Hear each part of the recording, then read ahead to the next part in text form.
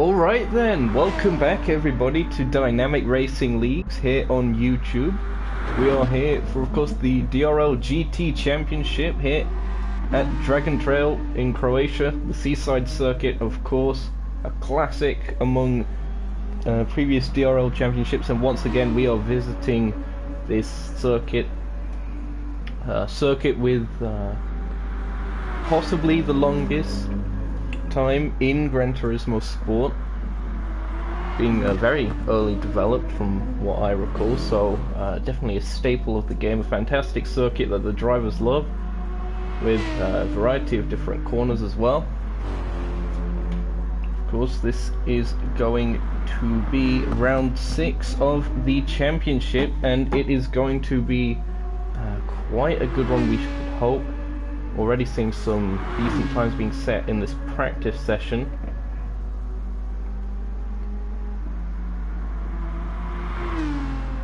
So we're currently watching Roland Jupiter, part of Hypersport TF, making their way around, car 94 of course. The teammate Brandon not here at the moment, but Roland doing a very good job, making their way up towards the very famous Death Chicane, or very infamous, I should probably say. You see the kind of speed he's carrying through there visually. Car getting a bit shaky underneath him, but he manages to retain that. Of course, Dynamic Carbon series organizer of Dynamic Racing Leagues,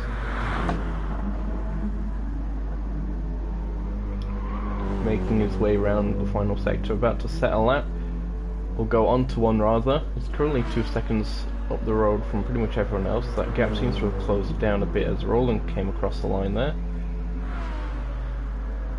So again, Carbon looking to be a very strong contender for this one. John Wandering making his return to Dynamic Racing Leagues after a bit of a break for understandable reasons. So good to see that they are back. Of course, teammate Rhino also currently not here at the moment, but Rhino being very consistent in the past with showing up. Interesting to see the black bonnet as a bit of a change up to that livery.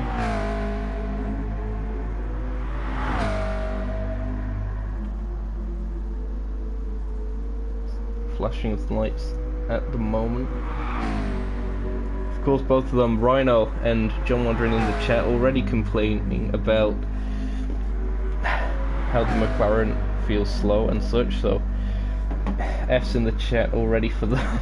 But it should be a decent race for John, hopefully, on his return. The Ferrari of Weiber, they're currently second.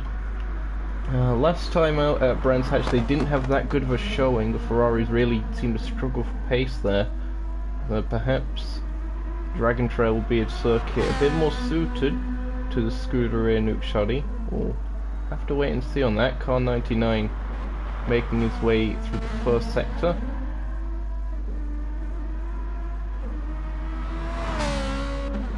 And it's actually purple, so again showing that the Ferrari does seem to have a bit more pace here than it did last week, so good signs. Fantastic noise again. Teammate Nilsman making his way around the final corner. It'll be interesting to see what this lap time actually is from him. It's not quite going to be enough to unsaddle anyone at the moment. It's currently enough for around 4th, but this is practice, so he's still warming it up.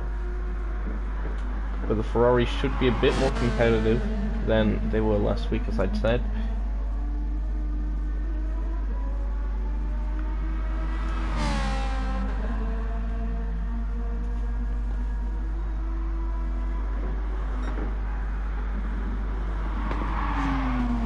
So we're approaching the o'clock. We've got about 2 minutes to go until start, and that should be when qualifying starts as per usual, the 15-minute session. Regarding success ballast, I'll quickly go over that, of course. I believe we did have the reset. Indeed we did, so Nils is carrying 3%, is he? I'm trying to work this out. The only cars here on the thread saying they have success ballast are Nils, Dynamic and King. King, of course, not here at the moment, will probably show up late to qualifying, as he usually does. But yeah, the Ferrari weighing 1,336 kilos, the BMW of Carbon being 1,352 kilos, and King of Torque's car being 1,364 kilos. So yeah, that makes sense. It's King with the 3% ballast, it's Dynamic with the 2%, and it's Nils with the 1%.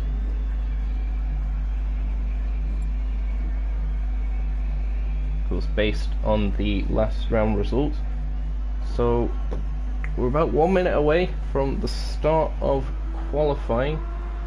It's still currently Carbon with the top time, but he is waiting in the pits. In fact, we are going to be starting qualifying now,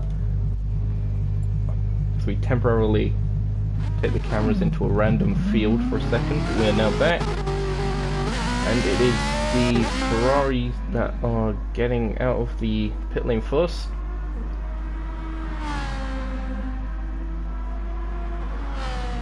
With Roland in hot pursuit, there you see them. John wandering as well.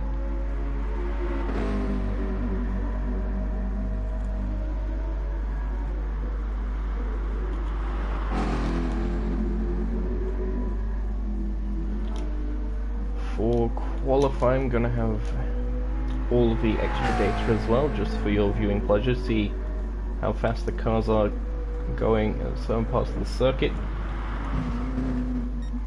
And already we're seeing a first spin there, or slide rather, from Wybear.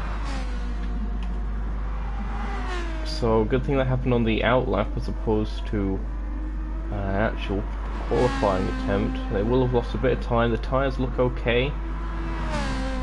They might be slightly flat spotted, but it seems to not be causing any issues at the moment for the Indonesian.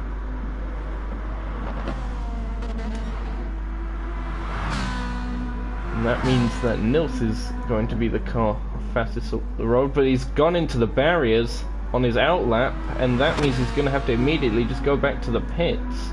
So already pushing a bit too much too early from Nils, and it's going to now be Roland, the first car to get us underway. We're going to go for an onboard lap of Dragon Trail Seaside Circuit with Roland.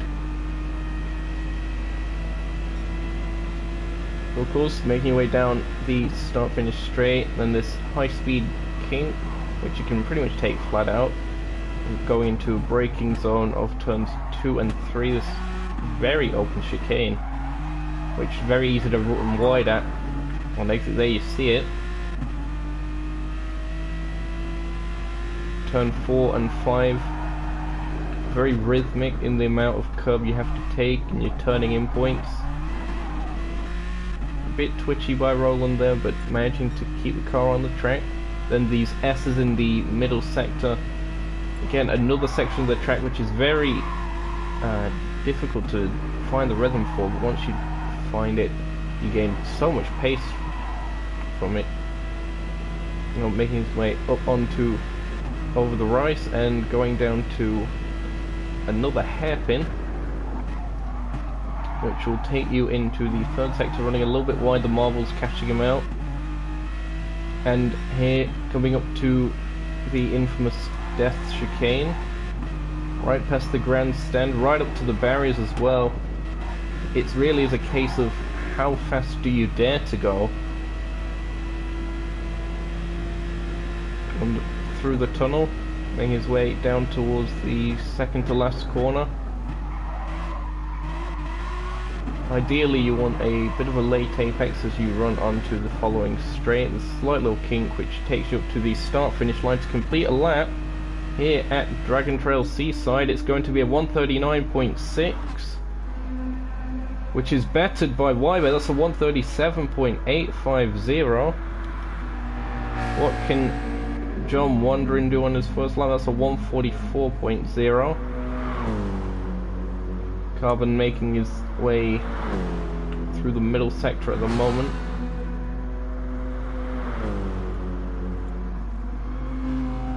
Sailor, they are with us, of course, Team Black Diamond in the Audi R8. Good to see that they are here again. Currently on an outlet. And Nils, of course, who did disconnect or something from the lobby, but they are now back. In fact, that was Dynamic Carbon getting it all wrong at the chicane. You can see the amount of damage he's got. He's going to have to reset to the pits from that. Meanwhile, it seemed that Roland also had a bit of an off. That's on the exit of the S's. So a lot of these guys not really setting the best in terms of consistency at the moment. Especially in Carbon's case, given he hasn't even got a banker lap on the board yet.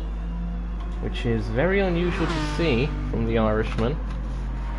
With Countryman at the moment, currently 6 seconds. Sparks coming off the barrier as Roland makes his way through the chicane.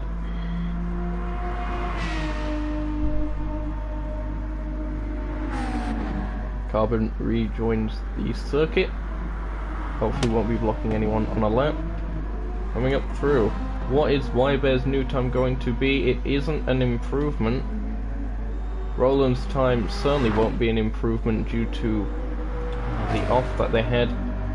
John Wandering, they're going to improve their time by 2.5 seconds. Great effort by them. Sees them currently 3rd in the standings. Sailor will be the next to come across the line. They're making their way up through the final sector. It didn't register whether they were purple or not there. Nevertheless, that's a very high speed line that they're taking through the chicane, which in the mid-engine Audi R8 is very, very difficult to do with how twitchy it can be at times. So very, very skilled driving here from Sailor. This could be a very solid time from them. Watch the clock. Wybear's time of 137.850. It's not quite going to be enough, is it? Oh, no, it is. Just. That's just under half a tenth that Sailor has managed to find advantage of. That's a 137.801, and that is enough to send them to the top of the standings at the moment. That's a fantastic effort by them. They're going to be looking strong for this one. John Wandering.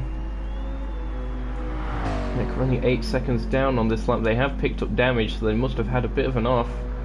Carbon finally getting onto a lap again, but he may just need a set of banker lap at this point, given he hasn't yet.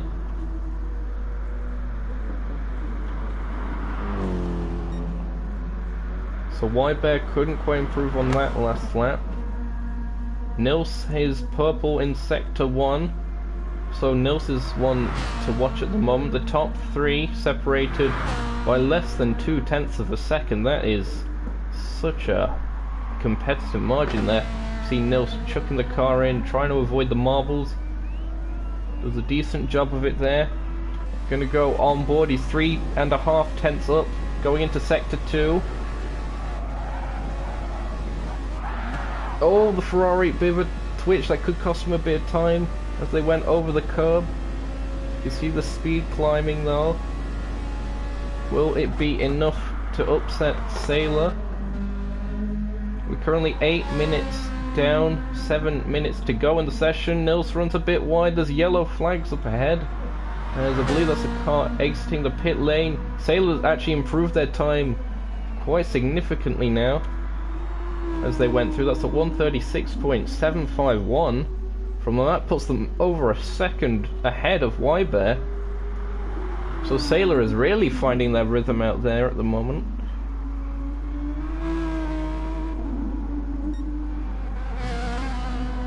Ferrari's still got a bit of work to do. Roland, they're about to come up as well. No improvement for Wybear on that occasion. Carbon finally gets himself on the board, but it's currently just enough for fourth. Roland won't be improving on this lap. John Wandering still making his way through. So it must have been, yep, a 138.001 for the series organizer at the moment, so he's still got quite a bit of pace to find if he's going to be the sharper end of the field. Nevertheless, he is less than half a tenth off of Nils's time.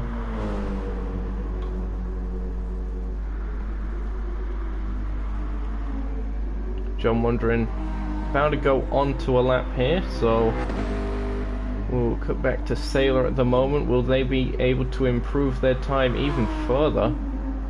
They can't quite. They miss out by 2.5 tenths.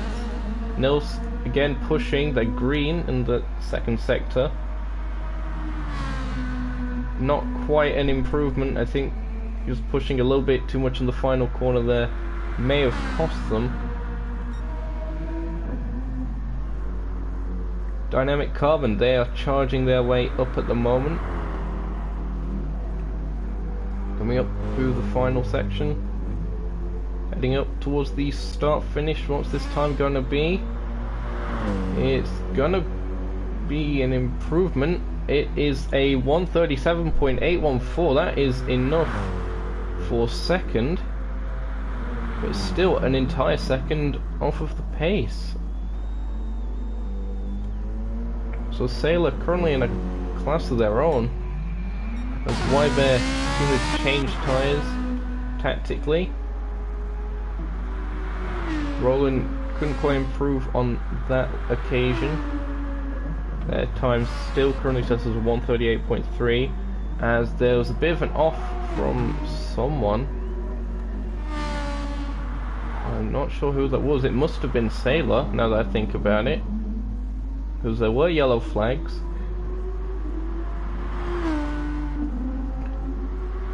Yeah, you can see that 52 seconds down, so something must have happened to Sailor.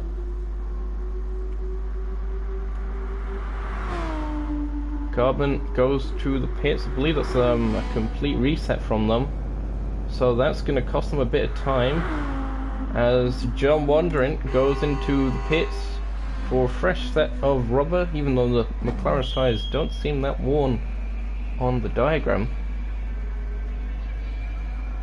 Or is he not going for tyres? He's just gone into the pits to wait. Not quite sure what this strategy is from him. Perhaps there's a bit of a mechanical issue on the car or something. The team called him in. Roland, they're making their way up again. You see in the background, that's Nils.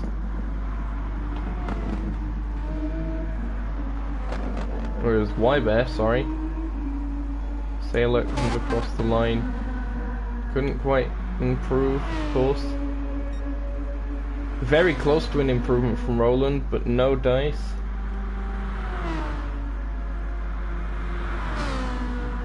Wybear again, not quite enough. Nils only a 100th behind his teammate at the moment in terms of time, so he's really pushing through the chicane. Look at that, the Ferrari picks up damage on exit of the chicane. It really does not like that exit.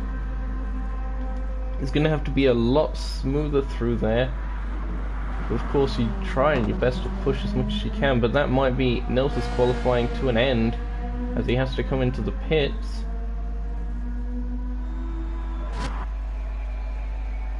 Well, it has just crossed my mind as a bit of a reminder to everyone not to cross the white line during the race, as it seems that Wybear has been let go by Roland, making their way through.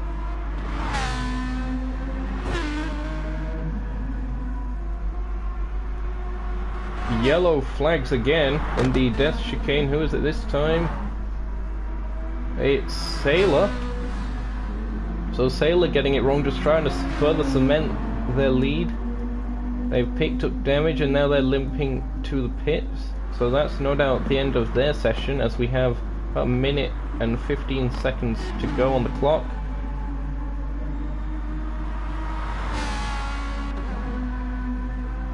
Wybear improves, and will that actually be enough to displace Carbon? I'm not 100% sure yet. Carbon has had all his times erased, but that was a decent improvement. That's 137.674. I'm going to quickly check the live timing. 674. It is going to be enough to displace Carbon there, as King of Talk joins the lobby, as I predicted. Midway through qualifying again. Wybear improving again through Sector 1. Oh, a lot of dust on the tyres. Heading up towards the S's. I'm gonna have to get ready to call the flag.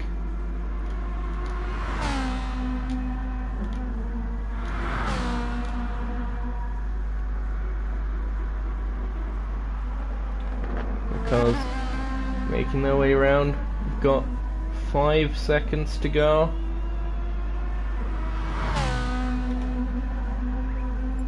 And the flag has been called. So Carbon won't actually manage to get another lap in, because that was his out lap, and he's crossed the line now. And indeed, Wybear was ahead. So Carbon gonna have to settle for third, or possibly worse with watching Nils. Nils could bring a bit of an upset on this lap if he's fast enough. Oh, that might just be his chance of slipping away. He's backed off the throttle, has he? Sailor's still pushing. They're on the outlet though, but they're currently the pole sitter by quite a margin.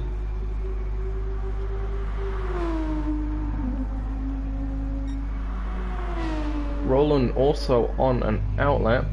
John Wanderin's still sitting there in the pits. King of Talk just getting a bit of practice in at the moment, but the flag has been called. There they are for Grip Runners Motorsport Mercedes.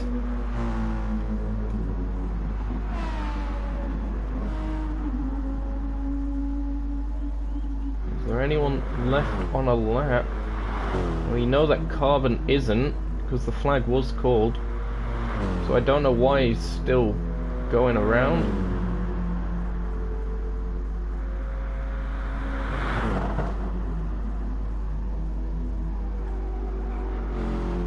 Perhaps he's just going into the pits. Yep. Although it did look like he was pushing it. It could have been on for a decent time there, but of course the timing didn't work out for him. Nils, they were on a lap, I believe. Could be wrong. They're not going to improve anyway. So perhaps they're just getting some practice laps in or something. Carbon rejoining. Everyone's been instructed to park up. There you see Roland making their way down towards the final corner. So it is Sailor who is our pole sitter here today in Croatia at the Dragon Trail Seaside Circuit. Great effort by them in the Audi R8. This car has had its difficulties in the past in DRL at this circuit. A certain GRM bandit would know all about that. But nevertheless, Sailor has managed to take the pole position. There you see King of Talk in shot, making their way around, just getting some practice in. And interestingly enough, it's actually going to be Wybear for Scuderia Nuke Shoddy, who will be alongside him on the grid.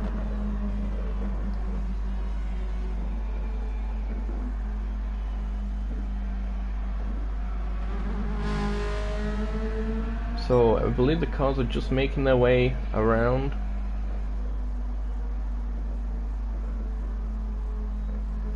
Yep, everyone seems to have slowed down. They're just trying to get to the second sector. At the moment you see everyone parked up. There's still a couple cars that haven't quite got there yet, King of Talk being one of them. It should be parking up shortly. This is just an outlet.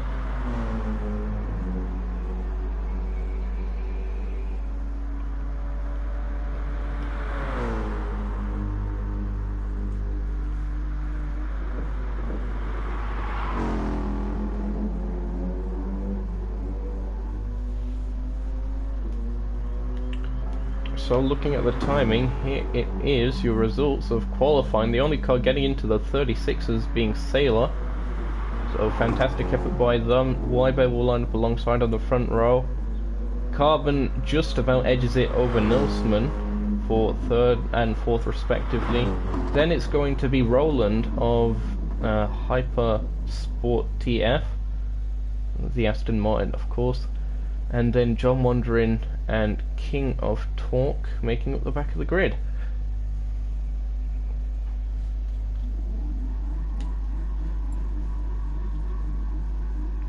Everyone has indeed parked up.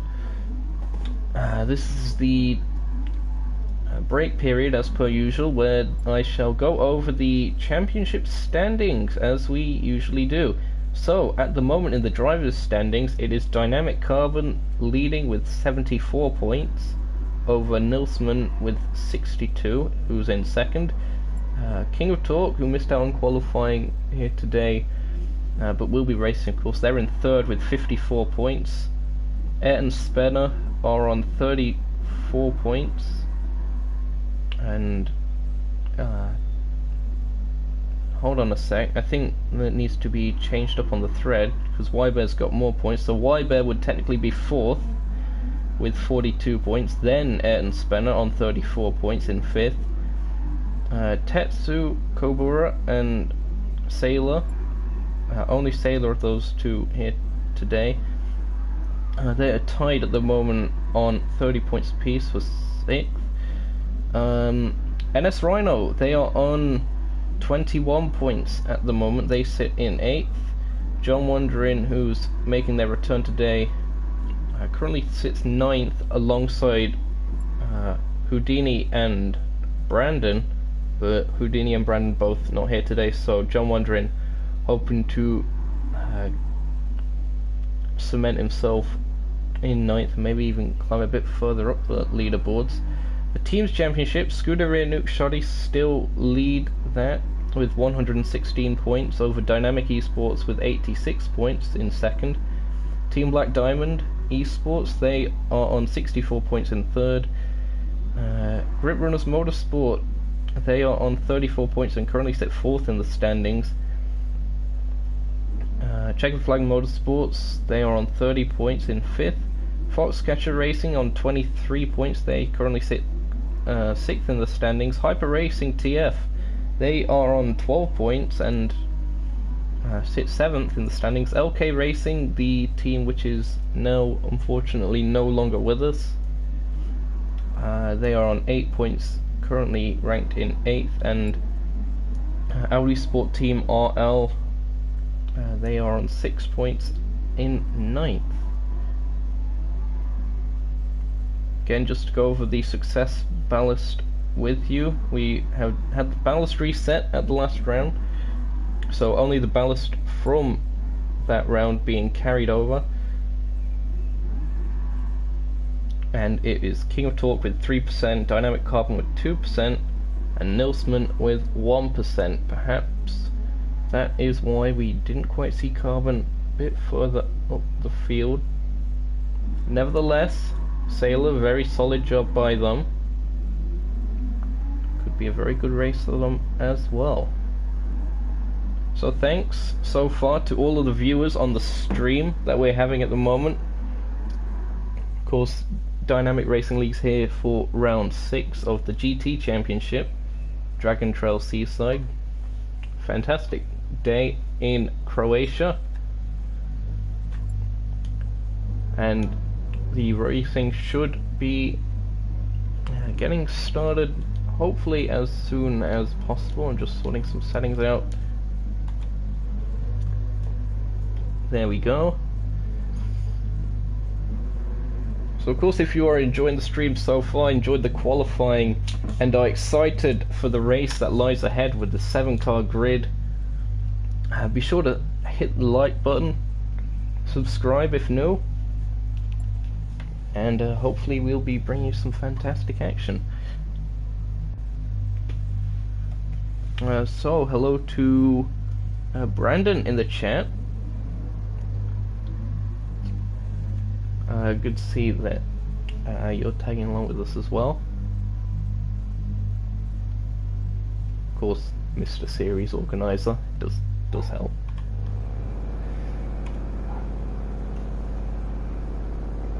Again, just to go over the live timing, here it is, of course, not in actual order, as King didn't settle that time. And of course, Carbon is still in the pit, so of course it wouldn't register. Interesting that DRL hasn't decided to go for the new qualifying option that was added to GT Sport recently. Of course, just sticking with what they know at the moment. Perhaps it will be experimented on for future seasons, but at the moment just deciding to keep the series relatively consistent with the procedures.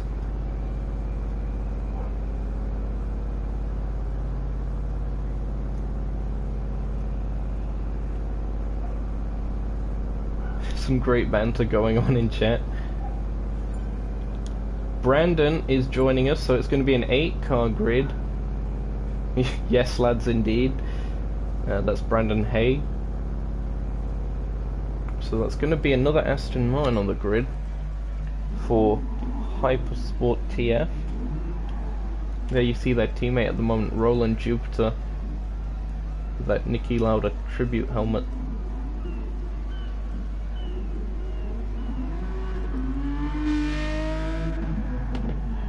Car 94 to shortly be joined by car 96, but Brandon will be starting at the very back of the grid as they joined even later than King of Torque. Is that even possible to join later than King of Torque? Who knows? Who knows? Apparently so. But there they are, they're getting on circuit. So hopefully the grid has been manually set by Carbon in order to reflect everything. Mind your language, King. I am your supreme overlord after all.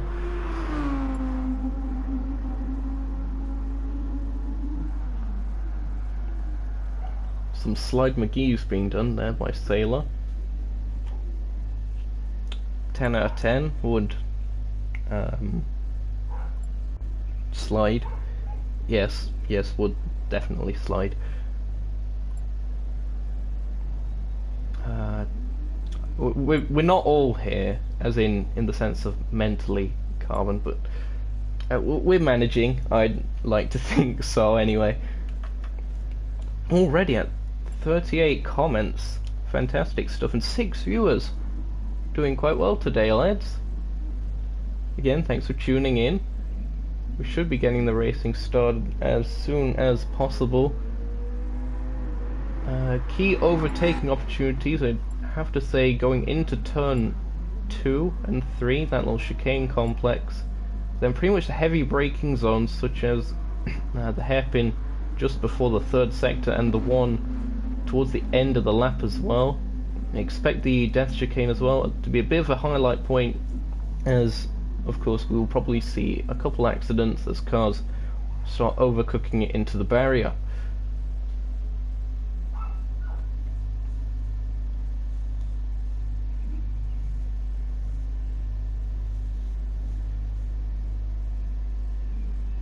And yes, you should just slap Nukeshot Motorsport logos literally everywhere. On your fridge, on your front door, maybe on a car as well. Maybe that would make a little bit of sense. Not as much as your front door though. Yes, just, you know, an indication that I indeed own you as property.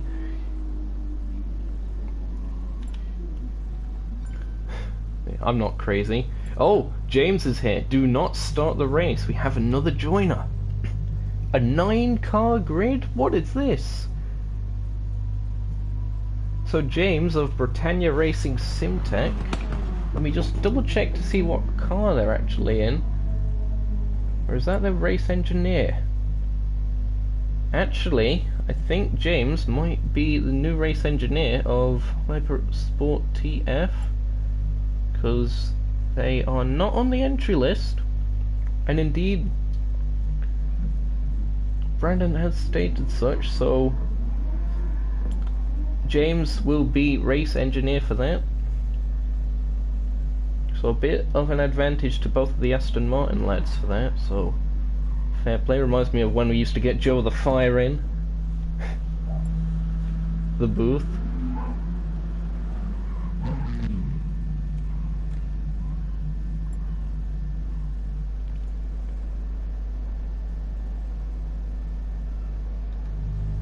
Now, it's a bit of confusion with the rules regarding tyres.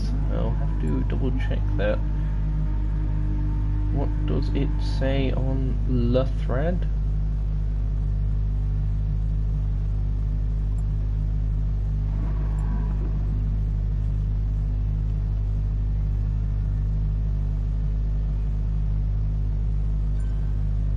As the final has been started, so we're about to get racing here. So it says here that all drivers must pit for a new set of tyres at least once. However, I believe it's only one tyre compound being used in the softs. I could be mistaken. But here we are then, the grid of round 6 of DRL GT here in Croatia, the Dragon Trail Seaside Circuit. Sailor on pole, Wyber in second. Dynamic Carbon qualified third, alongside Nilsman in fourth. Roland will be in fifth on the grid, with John Wandering starting sixth. King of Torque in seventh. Brandon in eighth. Rolling start here. Lights are about to go. And it is green, green, green, and the cars are off here in Dragon Trail Seaside. The train has already started to form as the cars are charging their way down towards the first main sort of technical corner.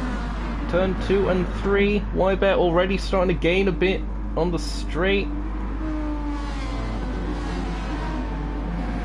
It seems everyone gets through there pretty cleanly. So that's King of Torque already trying to make good positions.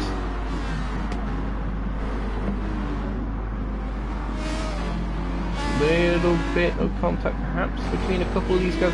For the most part it seems to be pretty safe, as they actually see King of Torque going side by side with John Wandering in the back, managing to get that to work. So King of Torque moves up a position. Meanwhile, Wyber coming under pressure from Dynamic Carbon. They're making their way down. It seems like Carbon has the position. Will Wyber try and challenge going into the hairpin again? They can't quite manage it. Let's just have a quick replay to see how Carbon did it. He's just managing to find a little bit of a cutback line almost, and it's here to get it to work. The cars have gone through the death chicane for the first time. Is everyone a-okay? Everyone is indeed, so everyone has survived so far. Unbelievable scenes. So Carbon up to second. It's still Sailor that is leading us off here at Dragon Trail. One lap down of 37, of course. Here you see Roland still in fifth, still holding on. A teammate a bit further back, Brandon, of course, did start lower down on the grid after missing qualifying. King of Torque closing in on them at the moment. So King already doing what he does best, just finding pace and getting past people, although the traffic is quite heavy at the moment. The Scuderia Nuke Shoddy Ferraris are side by side. That is Nilsman overtaking Wyber. A good racing between the two teammates. Nilsman up into third.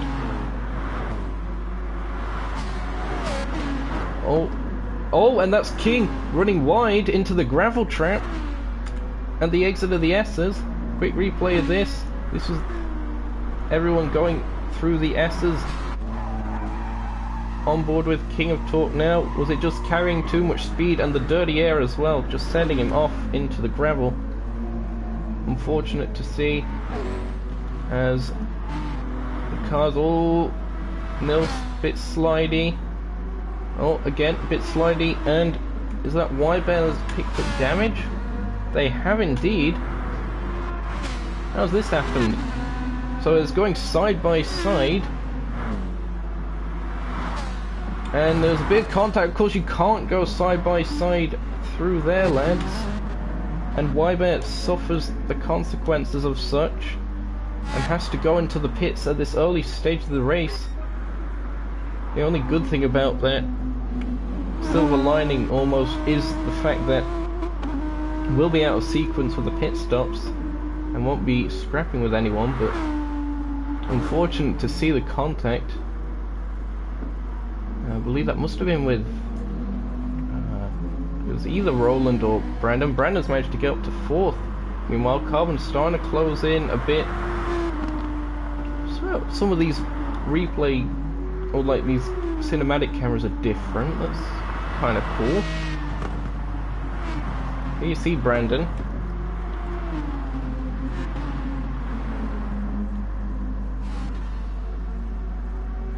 Just gonna check them, and it was Roland, because they picked up the damage as well as they're making their way down. King of Torque still 6th, can't quite make up the positions as fast as they was wanting to.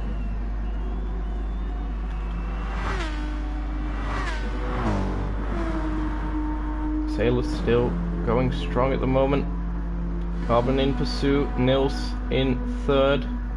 Won't have their teammate for support at the moment, but these three starting to break away a bit from the guys ahead. As that's King of Torque actually getting up into 5th. They're gonna have a bit of a replay on this. Was it just a mistake from Roland? No, look at that. King just managing to find a lot more pace than the Irishman, managing to make it stick. Roland, they're in the slipstream. I don't think they picked up damage from that, although they were struggling from the damage earlier, so perhaps that had a bit of an influence as to why they couldn't carry the kind of speed that they were doing. Nevertheless, they're still going at the moment. Carbon, a little bit of a slide going out of turn 5.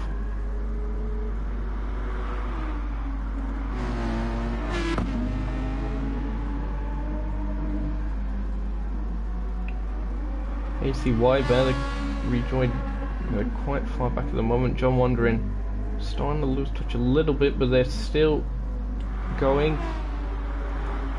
Roland losing positions, losing time as well. Of course, the slipstream now, instead of the 0.7 seconds that it takes to be within slipstream range, is now 1.3 seconds. And the closer you get, the stronger it gets as well. So, that's all update that we've received from Gran Turismo regarding that.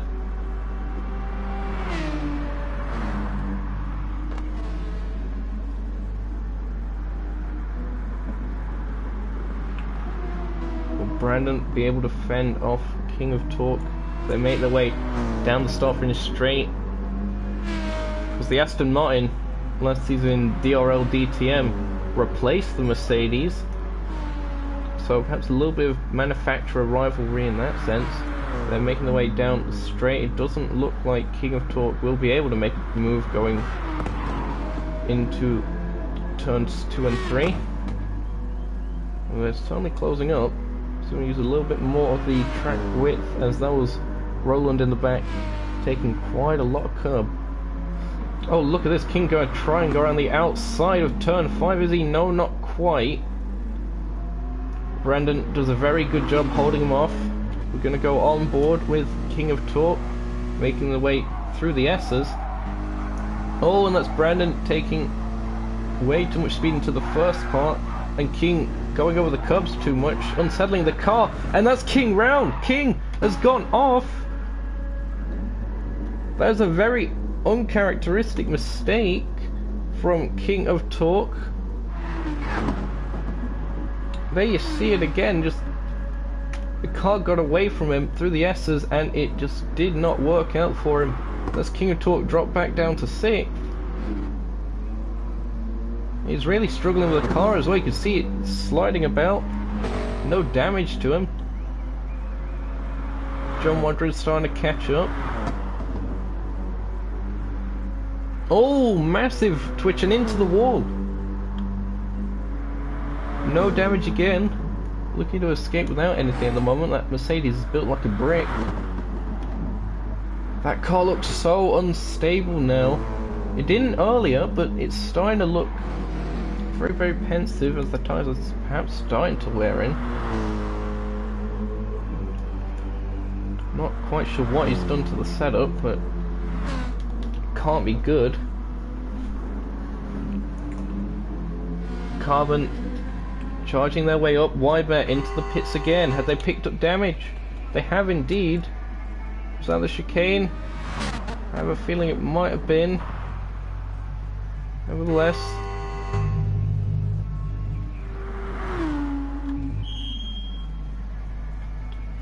there they are, and going back to the Sailor, now the 3-second lead, so they're starting to expand that gap a bit over Carbon.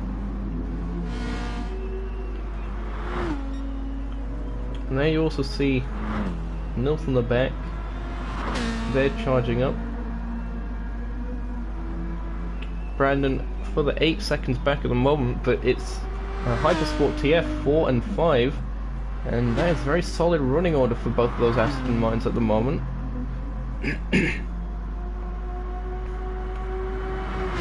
Making their way through the tunnel, that V12 engine sounding fantastic.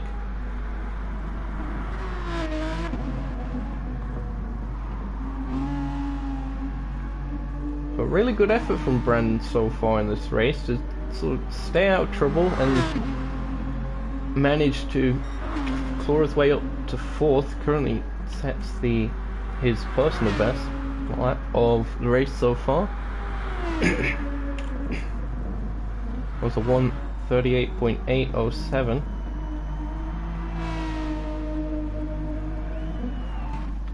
Current fastest overall, of course, set by race leader Sailor. That is a 1:37.227. So you can sort of see the speed difference between those two on circuit at the moment.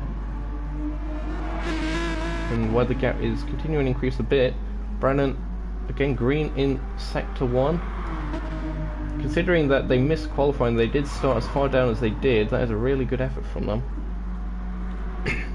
King of Torque still has a lot of time to make up. 1:38.5 was their last lap. Compare that to the pace of the leaders, and King really not looking like he's anywhere in this particular race.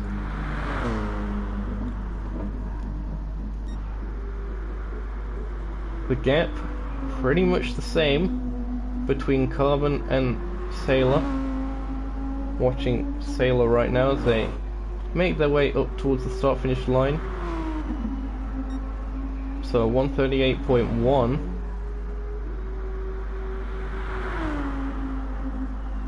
So Carbon can't quite get into that 1.3 second range of slipstream, so it's not working out for him at the moment, as it looked like there was a bit of a twitch from a car.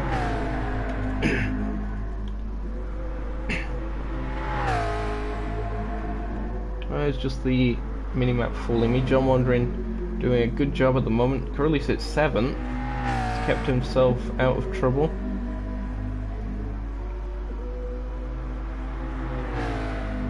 Of course, the McLaren has been a car that has certainly put pain to its drivers throughout the season so far.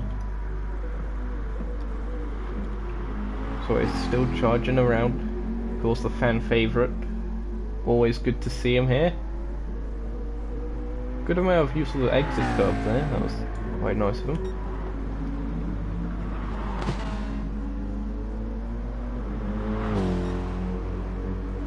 Yep, if anything, starting to extend a bit between Sailor and Carbon. Still charging the way through the death chicane like anything. Interesting to also see Nils as soon as I say anything. Really? Do they pick up damage from that? I was going to say that the Ferrari seems to have gained a bit more consistency going through the chicane. That would say otherwise. Nevertheless, Nils managing to hold on to it at the moment. They are losing a bit of time every time they do that though. So perhaps just not hopping over a certain section of that curb entirely might be beneficial. However, they are the driver, I am not. Again, that's another camera shot. It's fantastic to see that. I'm almost certain it's brand new. Great to see.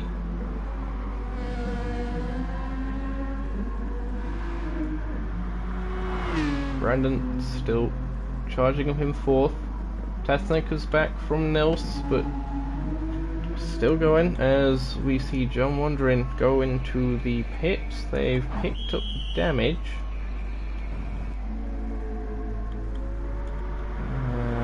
Yeah. Again, just missed that unfortunately. They're out of the pits now. Let's drop them behind Wybear. So John Wandering down to 8th, but can just about see Wybear up the road when they get to the straights. As oh, that's an incident right there. It looked like Carbon hit the wall first or something. We're gonna have to see what on earth's been happening here.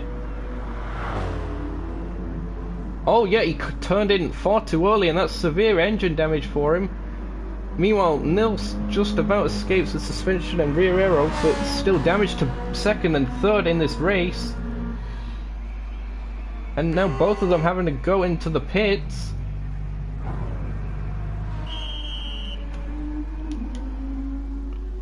And that's going to increase Sailor's lead by quite a bit and take a lot of the pressure off of him. And that's really going to shake things up. Dragon Trail again throwing up some surprises. There you see both of them rejoin. King of Torque is going to be right there and overtake both of them as they make their way down towards turn 2. It's King of Torque up into 4th place after both of these guys have to pit. And Carbon actually, because of the engine damage, losing out position to Nils as well, so Carbon down to 6th. And Carbon has lost it again! What's happened to Carbon? All of a sudden we thought they had their car repaired. It just seemed like a massive kick of oversteer or something. Did they keep it out the wall? No they didn't, and they picked up damage from it as well. So at Driver Championship leader, everything's starting to unravel for him at the moment. He's dropped down to 6th, he's picked up damage again.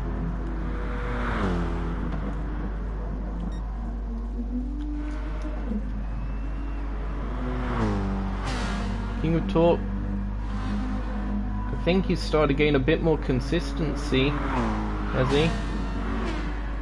So is Nils going through there. But Nils within that 1.3 second range. Now if it was a pre-update, he wouldn't be able to get any slipstream. And the Ferrari is quite a slippery car anyway, so it might have a chance of catching the muscly Mark in a straight line. Although I don't think he'll quite make it on this occasion. Carbon having to go into the pits again, as we see.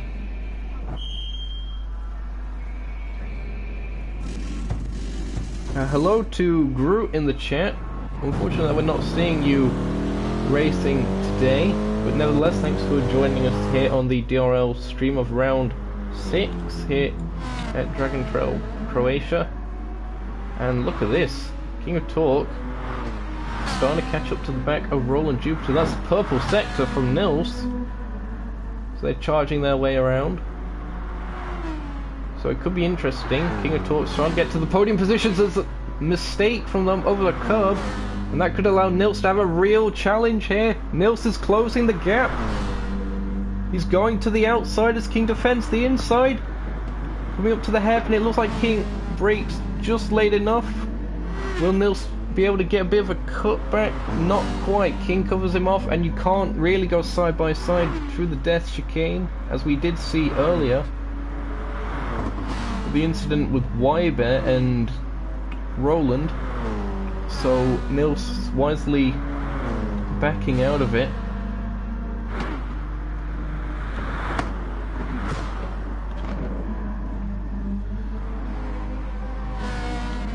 Now they're just gonna have to keep trying to stick with him at this stage. You see a 19-second, nearly a 20-second gap that Sailor has got because of these unscheduled pit stops. Brandon finds himself up into second after not taking part in qualifying. Fantastic stuff from Brandon so far.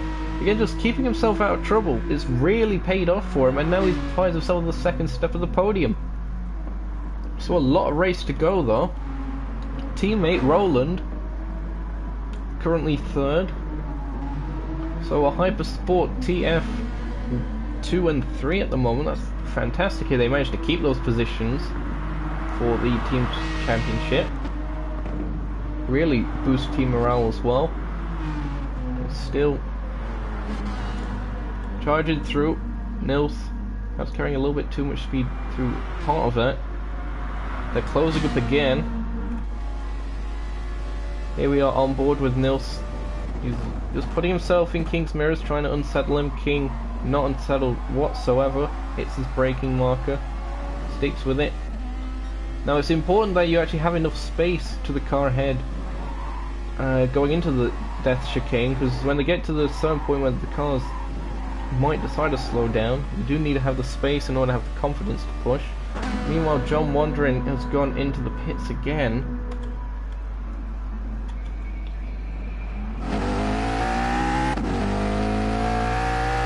Exiting now.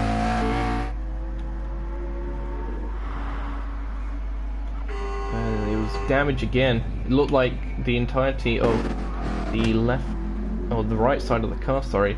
So that would imply the chicane has messed him up. Now, what's happened to Roland? Oh, everything's messing up on the replay at the moment. I do apologize. But Roland, he picked up damage. That was probably from chicane, and Roland's dropping down the order like a fly. They've dropped down to 5th at the moment with carbon right all over them. Someone else has just gone off. I'm not sure who that was. King of Torque still ahead of Nils. So much has just gone off in this one little section.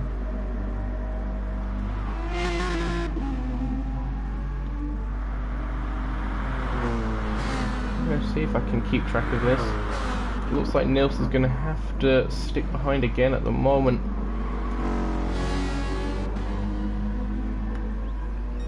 Now, who was it?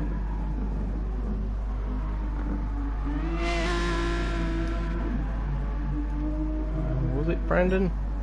I'm not 100% sure. It was someone going through these S's.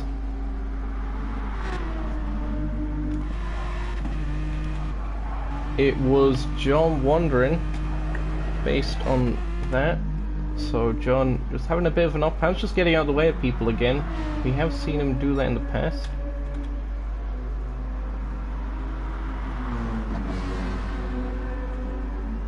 And going on to the start-finish straight, they see King of Torque still being chased down by Nils.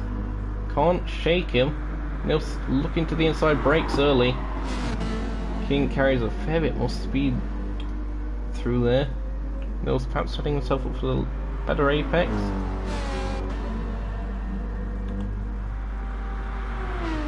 The gap between Roland and Carbon at the moment is 2.2 seconds. So that's another gap that we have to monitor. Carbon can't quite get into that slipstream, but no doubt will be pushing his absolute hardest in order to break that gap down.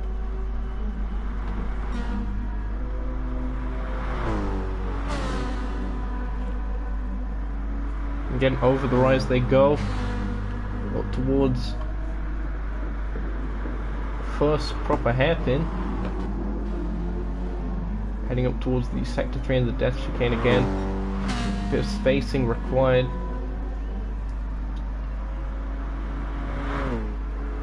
Right up and close to the barriers again. Oh, that was extremely close on the turn-in from King of Torque.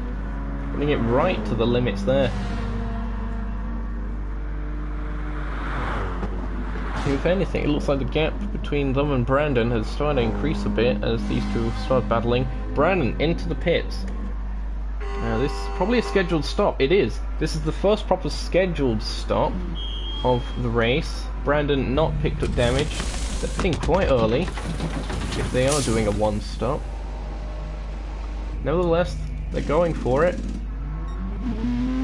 Perhaps they've spotted a gap in the traffic. Of course, they do have James of Britannia Racing Simtech as their chief engineer, so perhaps he spotted the gap in the traffic and decided to call him in. Which, if that is what happened, then fair play to you. That was a decent call. Flash of the lights from Nils. These guys make their way up towards the S's.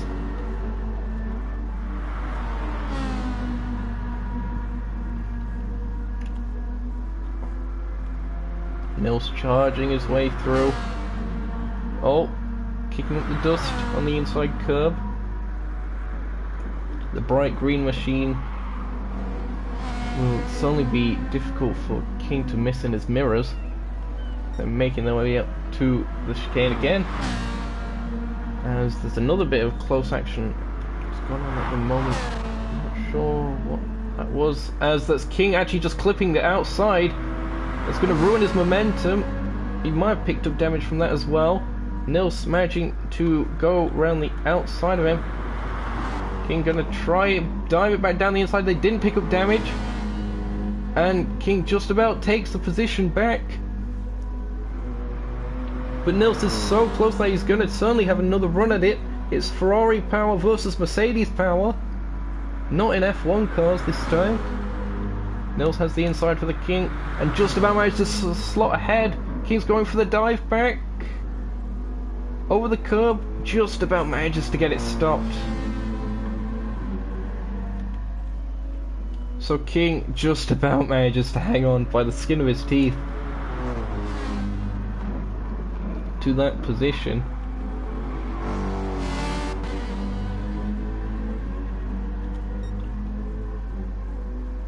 Heading up towards the S's again. This is by far the closest scrap on track at the moment. Just going to monitor the Roland carbon gap real quick. It's 3.3 seconds, so it's actually coming down, increasing rather a bit, as Roland actually goes purple in Sect 1. Interesting to note. And actually is catching their teammate Brandon, so that could be a three-way scrap in the making. There's something else going on here. That was John Wandering letting a car go by. That was Wybear. Wybear purple by a 10th in that sector. Oh! John Wandering into the wall. Just seemed to lose traction. What happened here? Was it just the curb? Oh, that was quite an unfortunate case of a tank slapper. That's damage. No engine damage, but damage nonetheless. He's gonna have to bring that to the pits.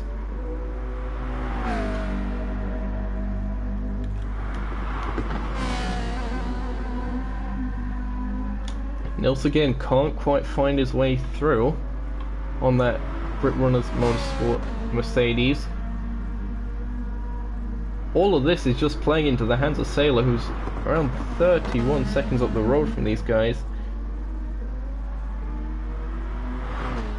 Still charging at it. Word of the day, charging on board with the Ferrari of Nils. So you can see him going through the S's, really pushing the car.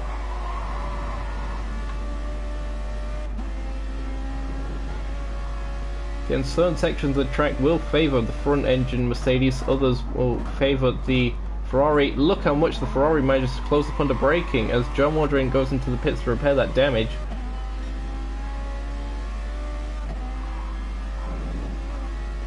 Up towards, through the chicane again.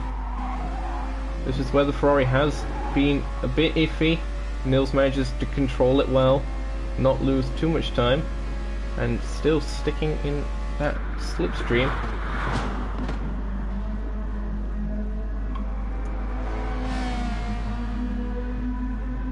And decent exit, but King's slightly better. But King won't have the privilege of slipstream.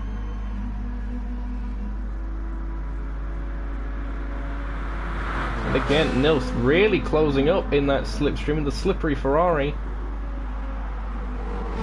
Slippery green snake of a car. Charging. Again.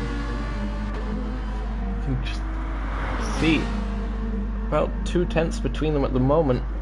Braking into turn 5.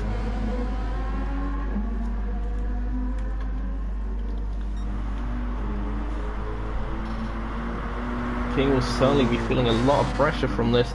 They're making their way through the S's. Oh, a bit of a twitch from one of them, was that? Again, King's line seems to be a bit more conservative through the first section of the S's and maximizes their speed on the final part. And Nils, oh, he certainly thought about making a move to the inside. Again, perhaps just putting himself in the mirrors. King, both of them doing a good job avoiding the marbles that have built up heavily on the outside of that hairpin. Those marbles do build up pretty much on every single corner of the circuit.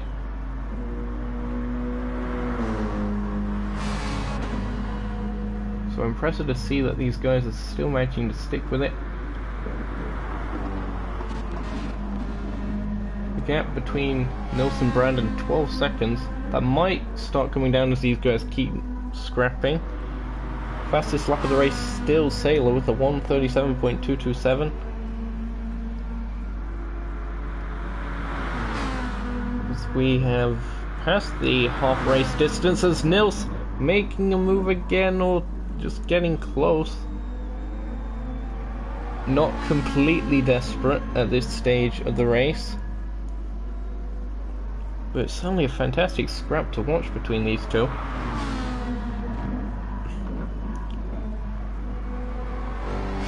Also, while we're watching Nils, just keep monitoring the gap there on screen between Nilsson and Brandon as the scrap continues.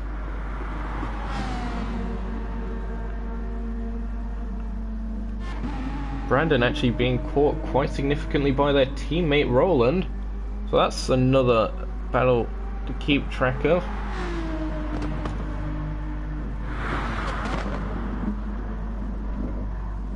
So everything's starting to come together again in this race as we pass the midway point.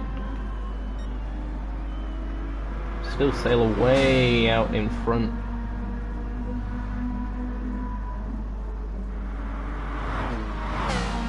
Mercedes almost got a bit airborne over the curb there.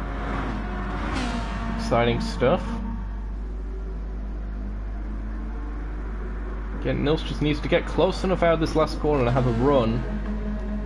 And every single time it gets really close. Can't quite, as actually King goes into the pits. So King of Torque making a pit stop, perhaps trying to get an undercut in order to break away out of the slipstream of Nils, if Nils does respond the following lap. Get new rubber for the Mercedes driver. Out they go, they're going to rejoin behind the Hyper TF Aston Martins in carbon, also going into the pits. This is going to be a scheduled stop for him. He's already had a couple pit stops already just to repair damage. Out the pits they go, where will they rejoin to sit? And Wybear is going to be closing up quite quick as well to them. There you see him. So Wybear, his tyres aren't actually that worn. The fuel's about the same between these guys. It's a bit all over the curb, but he'll be more used to his tyres than carbon at this stage, so he could certainly start eating into the gap.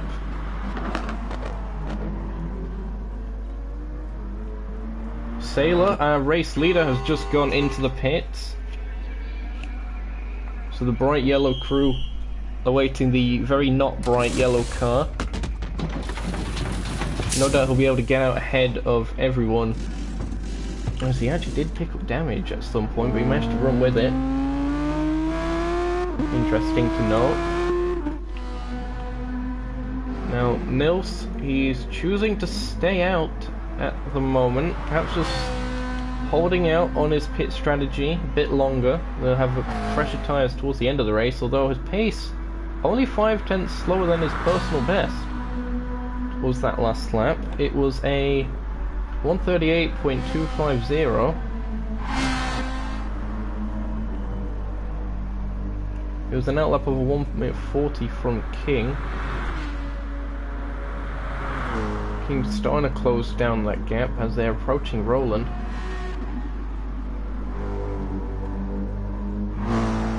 Plenty of stuff going up on this one to monitor.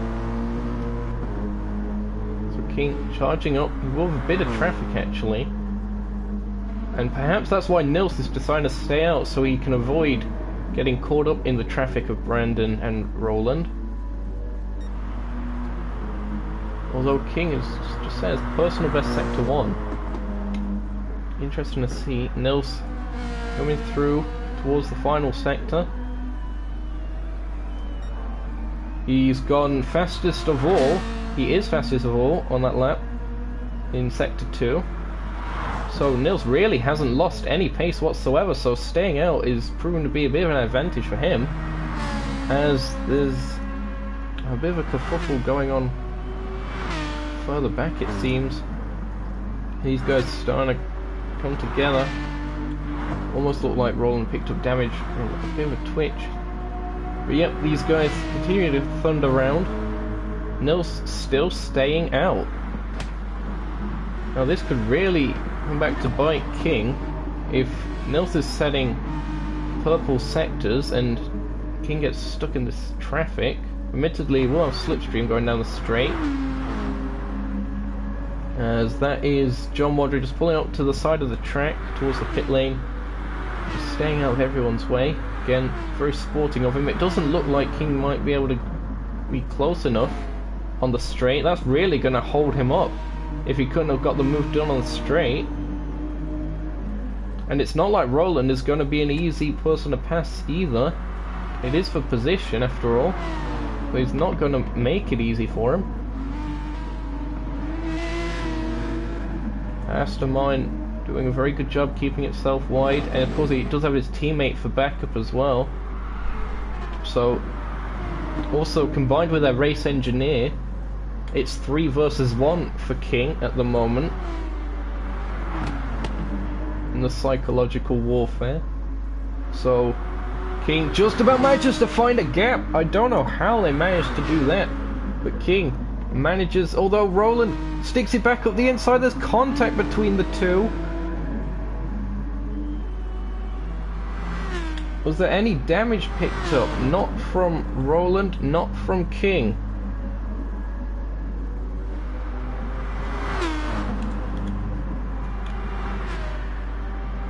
So I would go back and check that replay. It's just the scrap is still continuing to go as Nils continues to stay out. Now look, down the inside, King of Torque goes. Looking for a bit of a cutback is Roland. Roland has improved so much since Super Formula, you know, as a driver. Look at this, he's still side by side with King of Torque going down the start-finish straight. And that Aston Martin, the V12 engine, has got the legs on the mark. He's going to try and defend the inside a bit. He goes to the middle. King. Look at that. Roland defending the position from King of Torque. That is fantastic stuff to watch. Unbelievable scenes at the moment.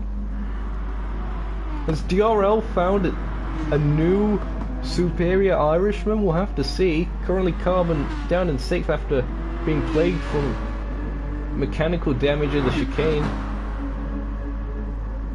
And then at turn 4 as well. But at the moment, Roland really showing his stuff. Car 94 looking really impressive. Nils, it's almost like Nils may be we'll have to offer Roland a drink or something afterwards, after the race, because of the job that he's doing for him, keeping King behind. Although they're side by side, King surely will have to back out. Indeed does so. Otherwise it would have been a terrifying incident. Roland actually was involved in an incident of going side by side earlier in this race. Through there, I believe it was with Wybear, hence why Wybear's dropped down the order a bit. But they've certainly recovered a lot better from it than Wybear did. Really hugging the inside line.com. And again, they're side by side down the start-finish straight. Nils continues to stay out. And I think the Aston Martin does just generally have the legs and the Merc, but the Merc staying with him. They're braking. Going into turn 2, and the Aston Martin still has it. This is really helping Brandon as well, their teammate, stick with it. No doubt James really enjoying the battling that's going out on track as well. Hopefully you guys at home are too. As there you see, a bit of oversteers. King tries his best to get up alongside Roland again. This is great stuff between the two of these. Great respectful racing. Oh, bit of contact there as King goes off. I'm gonna have to get a replay of that. It looked, from what I saw, that it was Roland going over the curb a bit too much. It spat him out. Yep. And that was what caused the contact. So that's scrap over for a little while.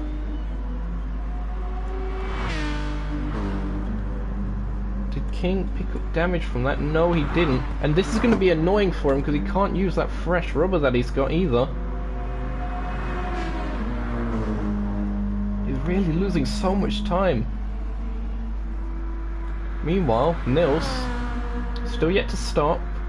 The gap between them and Sailor, 14.6 seconds. What was their last lap? It was a 1:38.4. Sailor's was a 1:37.9, so Sailor's still with a pace over pretty much everyone. But compare a 1:38.4 to King of Torques, which is a 1:40.1 as they were scrapping away. King with the undercut, it really hasn't worked out for him. Shows the benefits of having a race engineer in the lobby, spotting where the gaps are.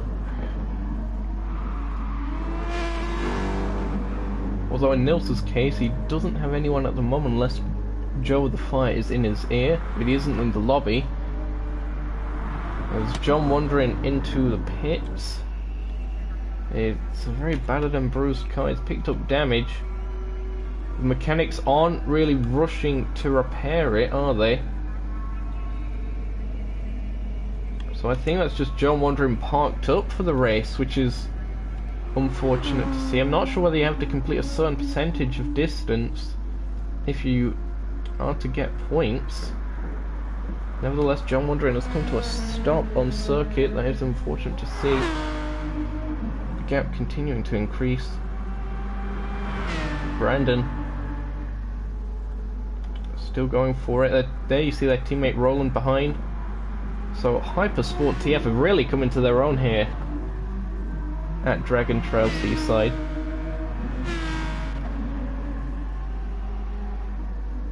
Dynamic Carbon still 6th at the moment. Can't forget about the series organizer, of course.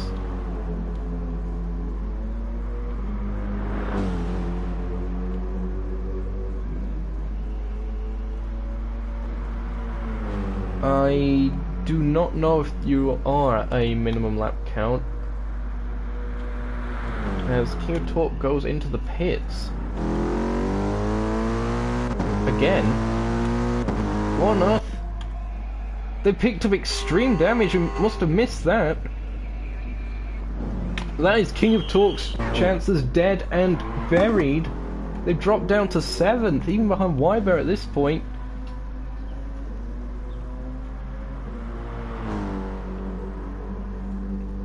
So, an absolute nightmare of a race for King of Torque. Sees him completely out of contention.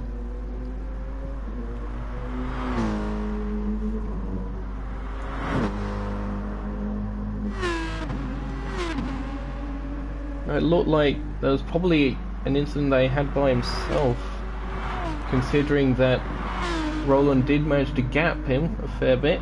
Also, Roland managing to get up into the slipstream range of his teammate. So we could be seeing a bit of a battle to see which of the two teammates makes the podium. Again, extremely impressive drive by Brandon in order to find himself in the situation of being on the podium despite missing qualifying.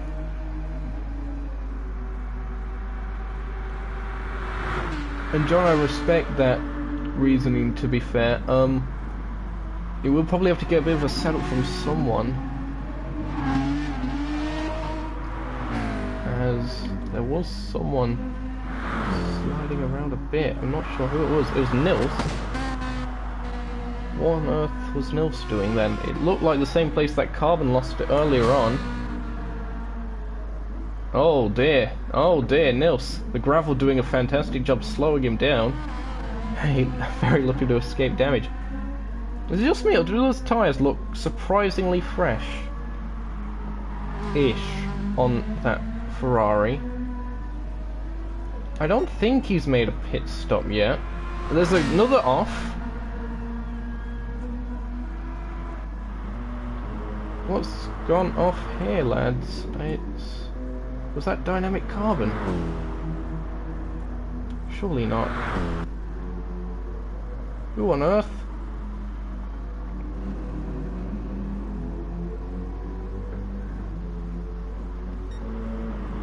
No, it was Roland. So Roland, as they was catching up to their teammate Brandon, puts it into the wall, and they picked up it. That's engine damage in the second sector rather. Just when everything was going so well for Roland, another one bites the dust. Quite literally, the gravel. And the wall as well. So that's Roland gonna have to go into the pits for an emergency stop. There you see, they've lost so much time by making a mistake in the second sector, and the S's having to drive around with that engine damage. That's the last thing you want as a driver. It doesn't seem like they're going for new tyres or anything. They're trying their best to keep themselves in contention. As John Wondering is indeed going back around the circuit. Just staying out of everyone's way though. Trying to complete that minimum distance marker. Nils still doing a good job in second at the moment. Again, I need to see, is there a way I can check whether someone's done a pit stop or not? I think there used to be, but I don't think there is anymore. Which sucks.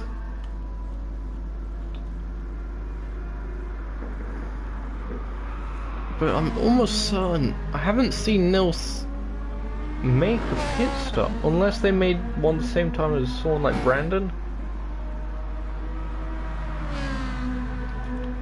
You know, I'm not understanding this. Has the big confused. I must have missed it at some point. Unless they already made that pit stop like way earlier. So my apologies for getting a bit confused with that. So Roland, they have now inherited 7th place. King of Torque, 1.9 behind Wybear, so Wybear currently sits 5th, King 6th. Bit dust kicked up. Now, King's main goal at this part of the race will certainly be to... As Nils has just disconnected from the lobby. What? What on earth's happened here? I can't click on Nils. I'm trying to find something on the minimap. It must have been a disconnect or something, but Nils is gone.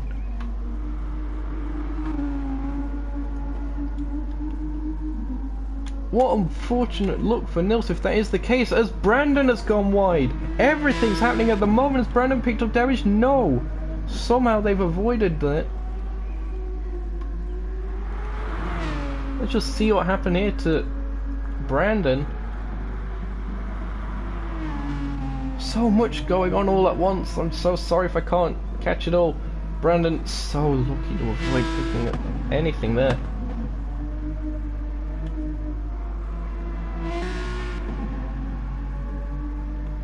But they're currently running second, which is absolutely unworldly for Brandon at the moment.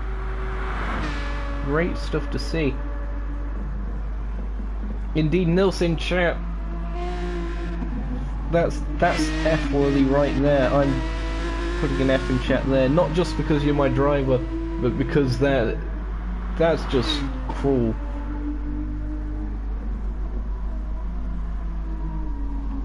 Doing so well, just missed out because of something stupid like that.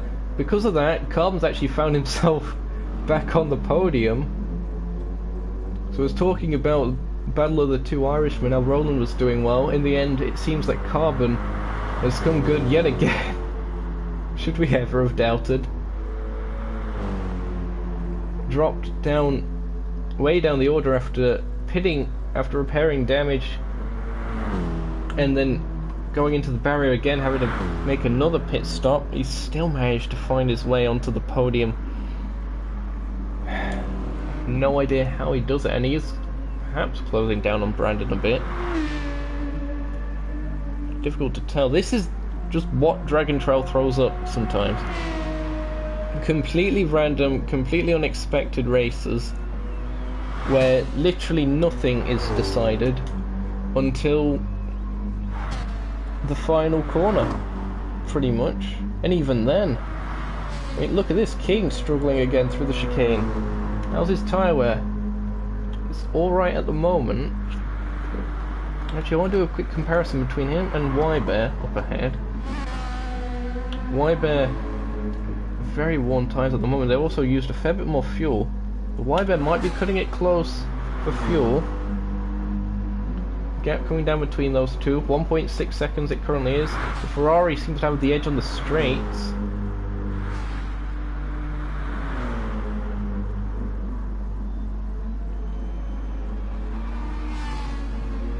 That's the closest battle on track at the moment. We've seen quite a few of them throughout this one.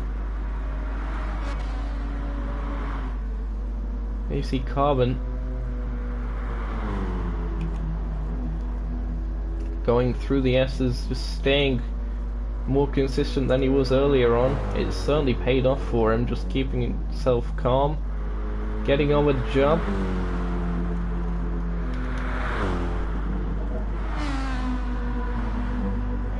Gap really coming down between those two. King is just about going to the slipstream range. Won't be that effective just yet. They are coming up towards the chicane.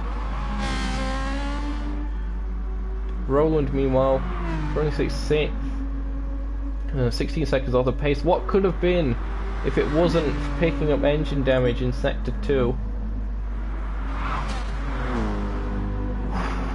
King playing it really risky at the moment, as they seem to have quite a bit more pace off a Y-Bear all of a sudden.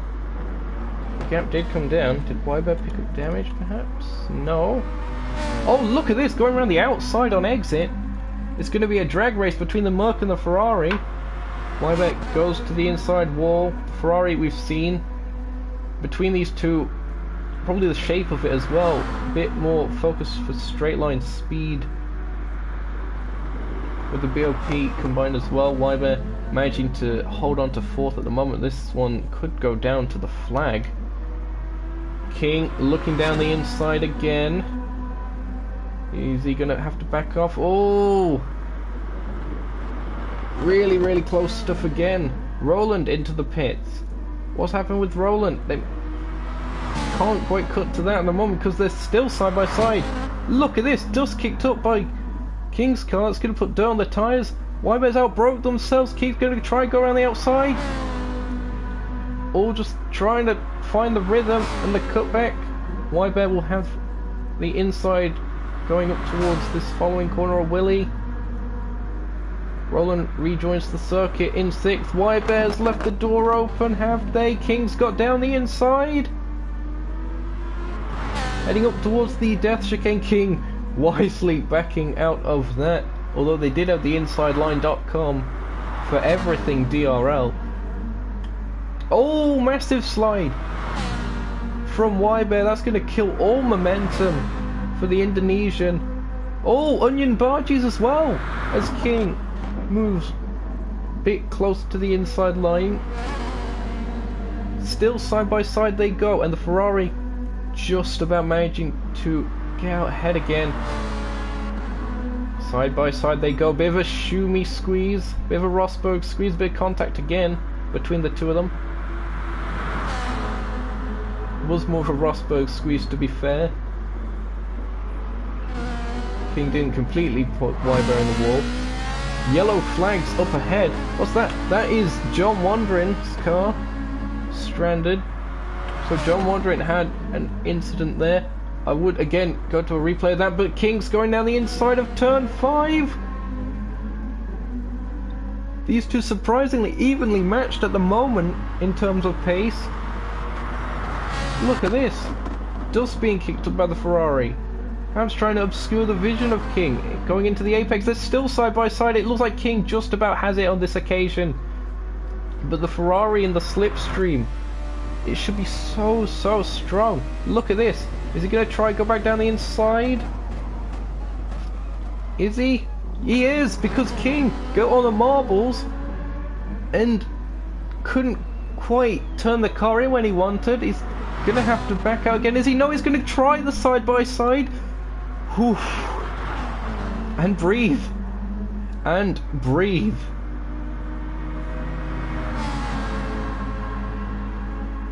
Now King back in the slipstream again. This isn't even a fight for the podium at the moment. This is 4th and 5th. And it's fantastic. Scuderia Nuke Shoddy versus Grip Runners Motorsport. Ferrari versus Mercedes. It looks like King has had a bit of a better run onto the straight there, but the Ferrari, again, it's slippery out in a straight line. Got that 2014 Williams setup. And again, Weiber just about holding on. Ooh, bit late on the brakes on that occasion. There's another really close scrap going on at the moment. I can't really cut away.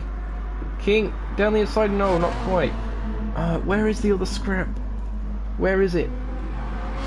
Oh, close again. It's not there. I'm trying my best to time this as well as I can on the keyboard. It is so tense right now in the booth. Oh, look at this, it's Sailor. He's lapping a car, I believe. That's Roland. So now that we know it isn't for position, we'll stay with this scrap. King trying to see if he can have a bit of a better exit around the outside line.com. Can't quite find his way through there. We've got about around 3 laps to go, 3.5, maybe 3 1/3 to go here at Dragon Trail Seaside. Sailor still with a dominant lead. Carbon actually going up into 2nd, as I'm gonna have to add this on a very quick replay. Brandon, what's happened to Brandon? They paused. So Brandon paused and they allowed the other Brandon to go through. Weiber into the pits. What's happened with Weiber? Are they just low on fuel? It was a fantastic scrap while it lasted, but Weiber having to come into the pits, it wasn't damage or anything. It must have just been for fuel. Realising he couldn't quite save enough. That's unfortunate to see. What a scrap that was as well. King of Torque up into 4th from that. Will be perhaps a bit disappointed in himself they couldn't get it done on track. It required Weiber going into the pits. Weiber rejoins in 5th position. Brandon still dropping time as they've paused. King could yet make the podium because of this. I don't know what's gone on with Brandon, whether his controller's died or something. He's losing so much time because he is currently paused. There you see King of Torque. They're making their way through this section. We know the AI is extremely slow through the death chicane. Is Brandon back? Brandon's back. Brandon is back and he's charging again. So he's unpaused and now he's got King of Torque to fend off. This has really not gone well for Brandon at all. He's lost that second place, what would have possibly been his best ever DRL result. And now he might even lose the podium if King finds the pace. King's going to have to take out 2.5 seconds a lap on him though. I think Brandon might just about be safe. Difficult to tell though. Just monitoring where everyone is on circuit at the moment. So Roland and John Wandering currently together on circuit. John Wandering getting out of the way.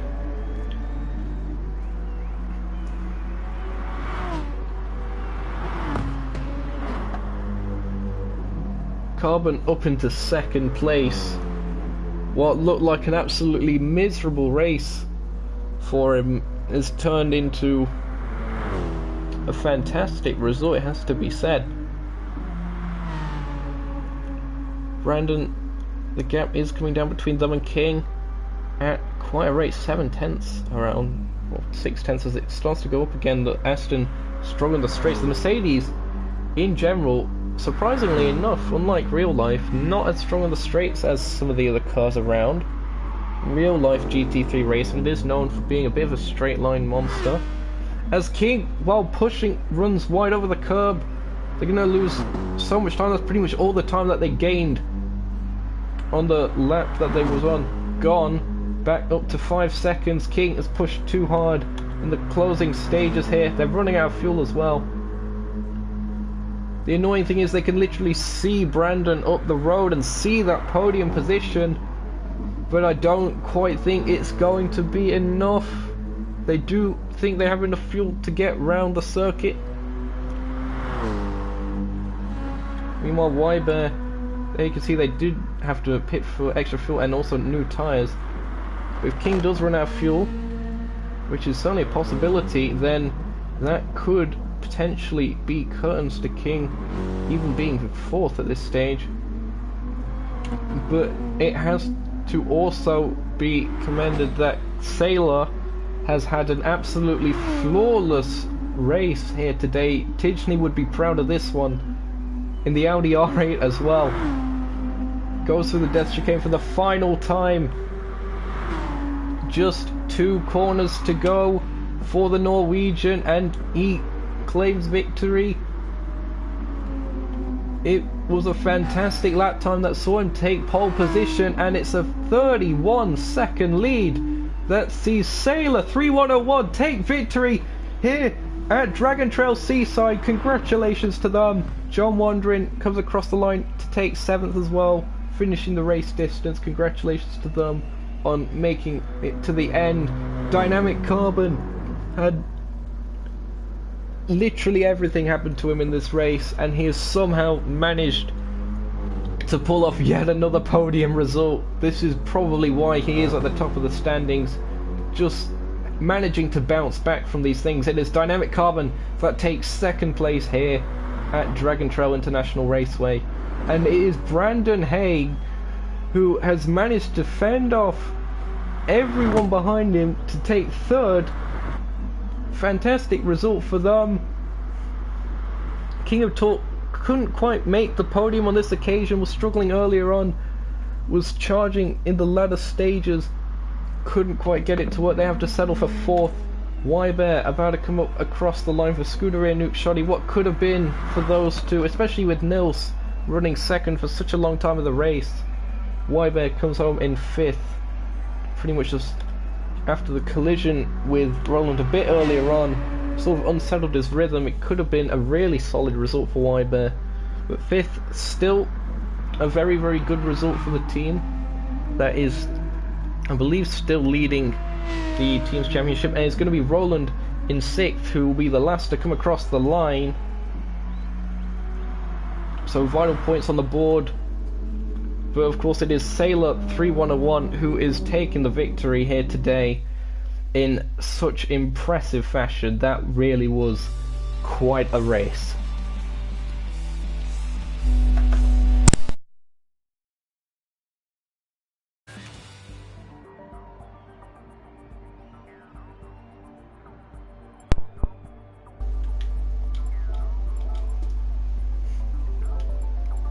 As I apologise for that, just had a little bit of technical difficulties at the celebration bit, unfortunate. That really was quite something, wasn't it? Here are your final results again. It is Team Black Diamond triumphant again. Ever since they joined DRL, they've had success, and it is their day yet again. Dynamic Carbon of series organisers Dynamic Esports. With a recent sponsor edition, they have managed to take second somehow from this race. Brandon for Hyper Sport TF, they take third, which is, I believe, their best DRL result ever. I could be mistaken on that. King of Talk with a 4th place. Solid stuff from him. Again, not quite exactly what we would have expected from such a name, but nevertheless had to settle for it today. We'll be hopefully bouncing back later on in the season. Y-Bear, again, what could have been for quite a lot of these drivers. Y-Bear, certainly one of them, has to settle for 5th. About over a minute off the pace of the leader by the end of things. Roland in 6th, there you see, so both Hypersport TF cars finishing the race 3rd and 6th respectively, so 3 times table, quick maths. John Wondering finishing the race 5 laps down. That will certainly be enough, I would think, to classify him in order to be able to score points for that. So great stuff to see. Certainly the slight physics change that we've had has been affecting a lot of people, and it's produced this fantastic race that we've seen. I'm gonna see if I can get an interview with... Oh, you're having a laugh. Has he?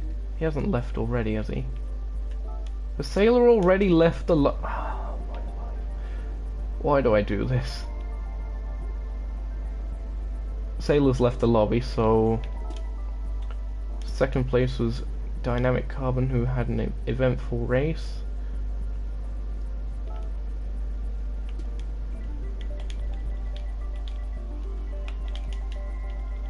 We'll see if we can get an interview with him. It's certainly something. And we'll also see if we can get an interview with Brandon, actually.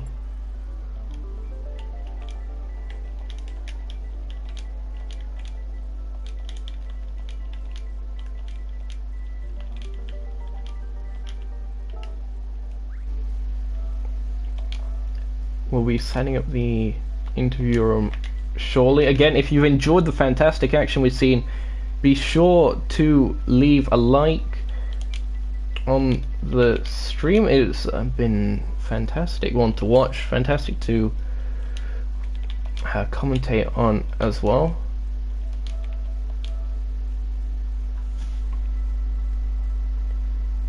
Oh, apparently Sailor disconnected. So Sailor, we'd probably actually do an interview with you after Brandon if possible, so we'll save the race winner for last, if that would be alright with you. Yeah, if that's alright. So just stay online at the moment. We'll be with you in a bit. First of all, we're going to chat with 2nd place Dynamic Carbon, who should be joining the interview room shortly. Hold on. Invite has been sent. He's just being a bit of a peasant about it at the moment. And he's here. Dynamic Carbon, hello. Great race, it has to be said, from you in particular, especially the recovery drive. It was very much an up and down race from you, though. Of course, you was scrapping in the earlier stages, seemed to lose it. Pick up damage, had to pit upon pit exit. The same lap, you picked up damage again, and somehow you still managed to get a second place. I have no idea. This must just be your season at this point, if you're getting this kind of luck, eh? I mean, yeah, I mean, it's unfortunate for Nils. I don't know if we disconnected or what, so because he should have been P2, but to come back to, like, if Nils had been in, I probably still would have got P3 by the rate I was catching Brandon at the end. So after all that, to still get, like, to be in P3 on merit was just a bit unexpected. Yeah, I mean, like, when I saw your incident coming out, I believe it was turn 4, losing it after you was already on an outlap after the first bit of damage, I thought it was game over. Like, you would be like for like a 6th I was just hoping for or like P5 at best. 6, maybe. Yeah. That's it. Yeah. And you've somehow managed to pull it off again. This is really looking to be a really strong challenge for you as the championship progresses. Not too many rounds left. Now we're in the second half of the season. Your thoughts going onwards to this? Confident? Confident, but just trying to be consistent, really. Just pick up. Obviously, like what happened in Nils was he's my main tight rival at the moment. So it's not nice to see that, but I'm happy with my drive today. So hopefully I can just keep it going the next few races, and we'll go from there. Yeah, it's certainly impressive recovery drive. Just you managed to keep your cool, which is something that a lot of drivers here at Dragon Trail Seaside seem to suffer from. A lot of mistakes at the death chicane in particular caused a lot of pit stops. It was certainly one of the most exciting races of the season. Certainly one of the most eventful as well. Definitely, yeah. I mean, I crashed at the chicane as well, so I'm not squeaky clean either, but I think just after I had the crash, well, 2 crashes, I just got my head down. I was, because I'm probably more the passive, I'm probably like more on the passive side of drivers on the grid, I think. So I wasn't going full pelt, because I just wanted to keep my nose clean, and then I don't know what happened. I think King made 2 pit stops as well, like later on. I don't know what happened to him, and then Brandon's tyre just went off, so yeah. Yeah, well, of course, congratulations on that second place. Enjoy the champagne, the trophy, and all the other things that we definitely have in the world of sim racing. Congratulations. Yeah. Thank you.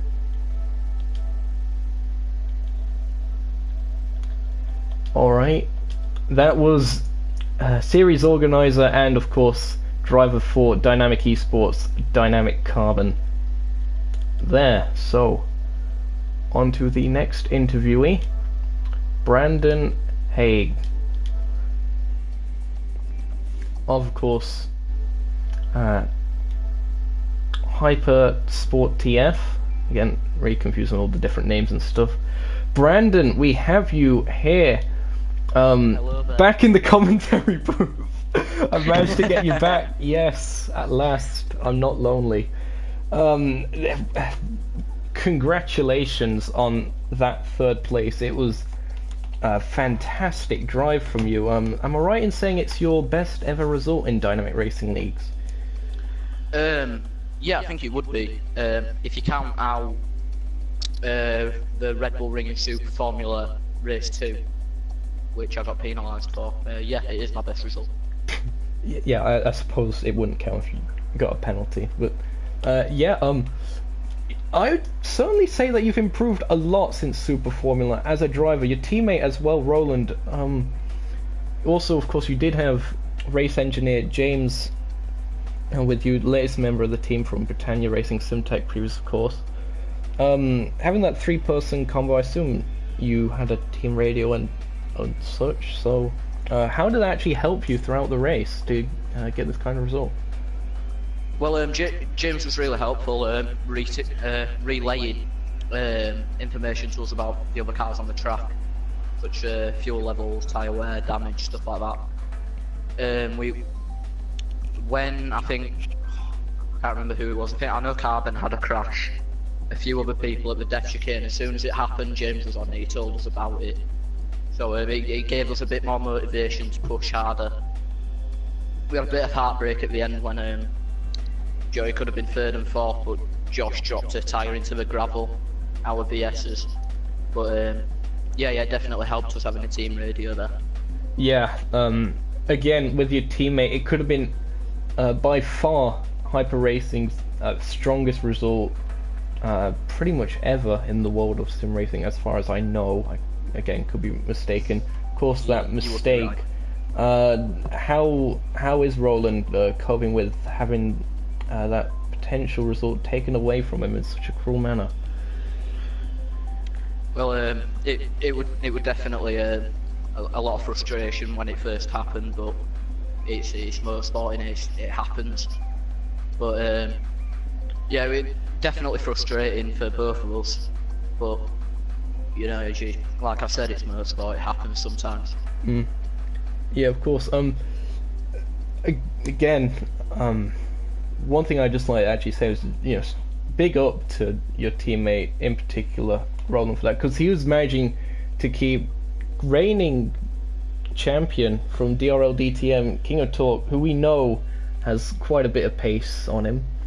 His racecraft, Roland's, absolutely phenomenal in keeping him behind until, of course, the incident. So fair play to him for that. Yeah, well, he might have copied that off me. I don't know about that one. If you saw the NES preview then. But no, his racecraft has definitely definitely improved. Since Super Formula, we both had a look through in Super Formula, which kind of wanted a league which wanted some competitive racing with something behind it when we joined Super Formula. But now we're a lot more serious about it. We're not sweats as such, but we read up on racecraft and stuff like that, where to give space, where not to give space, how to defend. So yeah, his racecraft has definitely improved. Of course, yours as well, and congratulations on that 3rd place result. I did have to double check, stream will reveal that. Memory of a sieve, as per usual. Of course, it would seem that you dropping out in order to race again from the commentary booth, it seems to have paid off. Are you enjoying it a bit more now that you don't have me constantly shouting over you or such? I don't know, I might break your heart if I'm honest with you. Yeah, it hurts, man. It hurts. Of course. No, I'm definitely enjoying racing in DRL again. Of course. Good to see you. Makes up the grids as well. Of course, thanks for having us for the interview as well. It's been an absolute pleasure watching you back in the racing seat as opposed to the office chair. So, good stuff. Hope to see you in the next round. Yeah, cheers. And with that, we move on to our race winner. Having plenty of interviews here today. Is it registering that he's online? Hopefully. I don't think it is. I think he's got it set to offline or something weird. Where is he? Sailor 3101. We shall see if we can get him in. If not, he'll tell me. Oh, apparently his network's dead, so he can't, or something. Although you don't have to go onto the game in order to access it, I think. But that's really unfortunate if that is the case. Just give me a quick update on that in chat, if possible. Because it would be nice.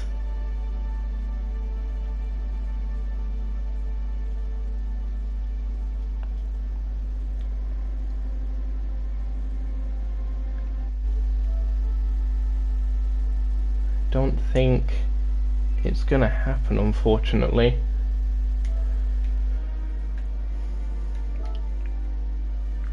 Well, besides that then, I hope you've all enjoyed such a fantastic race here that we've had at Dragon Trail Seaside, a track that always throws up an unexpected result, and we saw one yet again.